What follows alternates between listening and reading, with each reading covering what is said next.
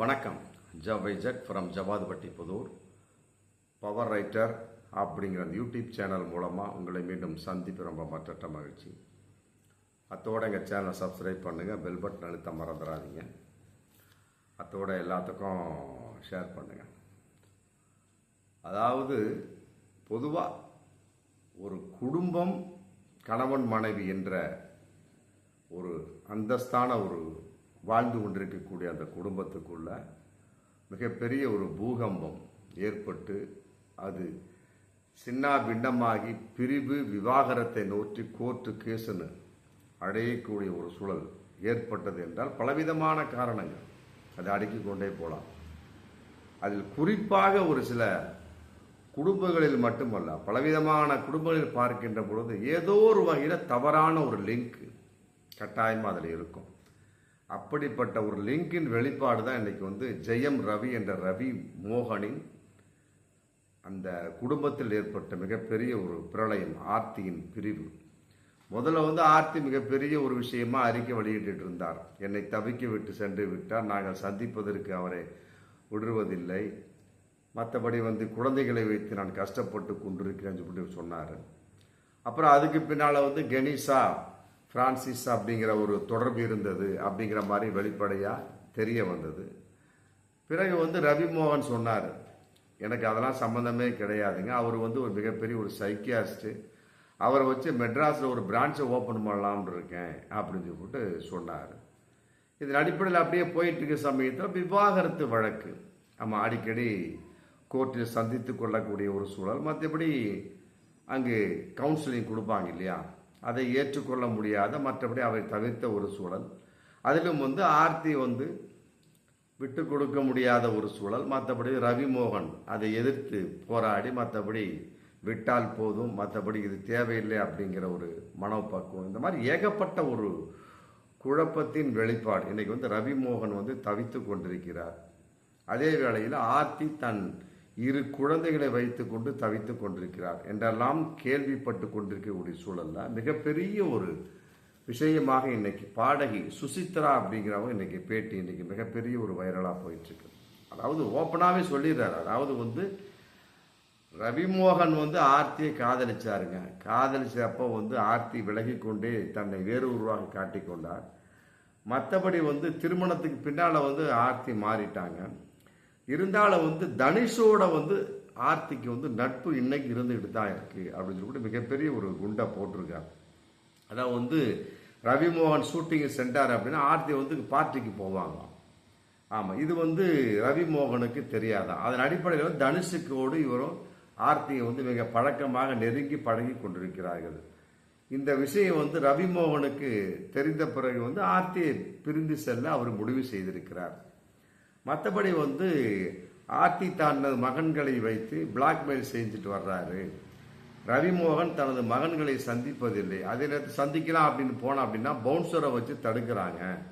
பள்ளிக்கூடத்தில் போய் கூட ரவிமோகன் தன் மகன்களை பார்க்க முடியாத ஒரு சூழல். பாடி கட்டை வச்சுட்டு இருந்தால் எப்படி பார்க்க முடியும்? இதெல்லாம் மிகப்பெரிய ஒரு பணக்கார லேடியினுடைய மிகப்பெரிய ரூம் போட்டு யோசிப்பாங்க போல இருக்கு. மிகப்பெரிய ஒரு விஷயமா தெரியுது.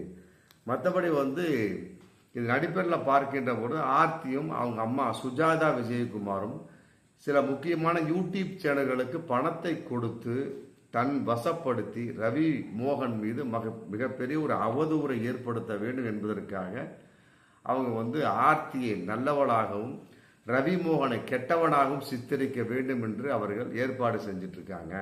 இதற்கிடையில தான் கெனிஷா அவரோட ஜாயிண்ட் ஆனார். கெனிஷா பிரான்சிஸ் மிக ஒரு அப்பாவித்தனமான ஒருத்தர். அவர் ரவிமோகனை பற்றி என்கிட்ட நிறைய எடுத்து சொல்லியிருக்கிறாரு.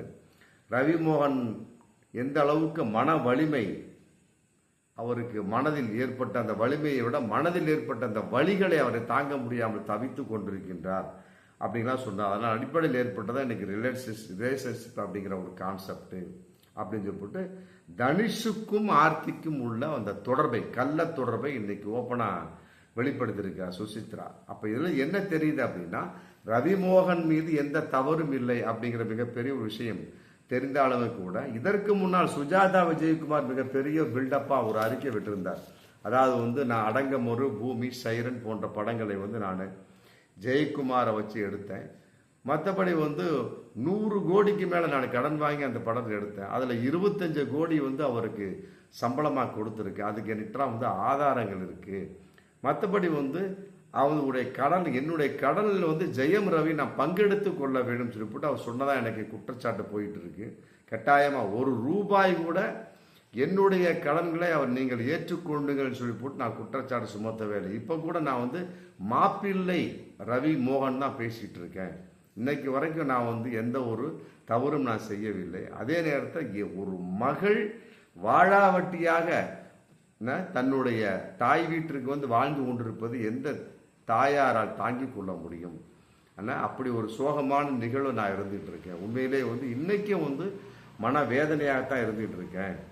அதே நேரத்தில் சைரன் படத்தில் ஏற்பட்ட நஷ்டத்தை ஈடு கொடுப்பதற்காக ஒரு படத்தை நடித்து கொடுக்க வேண்டும் சொல்லிவிட்டு ஒரு ஒப்பந்தம் போட்டிருக்கோம். அதையும் அவர் வந்து எந்த ஒரு விஷயம் இல்லாமல் 1 வருஷமாக இழுத்துக்கிட்டு இருக்கிறாரு. மற்றபடி வந்து அவருக்கும் என்னுடைய கடனுக்கும் சம்பந்தம் கிடையாது. இவர் வந்து தேகப்பட்ட விஷயங்களை பொய் சொல்லி கொண்டு இருக்கின்றார். அதன் அடிப்படையில் தன் மீது அனுதாபத்தை தேடிக்கொண்டிருக்கிற ரவி மோகன் சொல்லி போட்டு விஜயகுமார் வந்து சுஜாதா விஜயகுமார் மிகப்பெரிய ஒரு அறிக்கையை இன்னைக்கு பண்ணிட்டு இருக்காங்க. இருந்தாலுமே கூட சித்திரவதை செய்த மாமியார், மற்றபடி வந்து மகளின் குடும்பத்தை பிரித்தவர் சொல்லி என் மேல் அபாண்டமாக நடிகர் ரவி மோகன், என்னுடைய மருமகன், என்னுடைய ஆசை மாப்பிள்ளை என் மீது குற்றம் சுமத்துறார், ஏற்றுக்கொள்ள முடியாது இது போட்டு அவர் ஒரு அறிக்கை. அதே நேரத்தில் அதற்கு ஆப்போசிட்டாக வந்து ஆர்த்தி விட்ட அறிக்கைக்கு ஆப்போசிட்டாக ரவி மோகனும் இன்னைக்கு பயங்கரமான ஒரு அறிக்கையை வெளியிட்டிருக்கார். அதாவது என்னுடைய மௌனம் வந்து பலவீனம் அல்ல, நல்லா ஏற்றுக்கணும். ஏன்னா குழந்தைகளை வந்து பவுன்சரை வச்சு கூட்டிகிட்டு போகிறாங்க, யாரும் பார்த்து விடக்கூடாதுங்கிறது. 2வது வந்து குழந்தைகளுக்கு வந்து ஒரு மாதத்துக்கு முன்னாடி கார் விபத்து ஏற்பட்டுச்சு.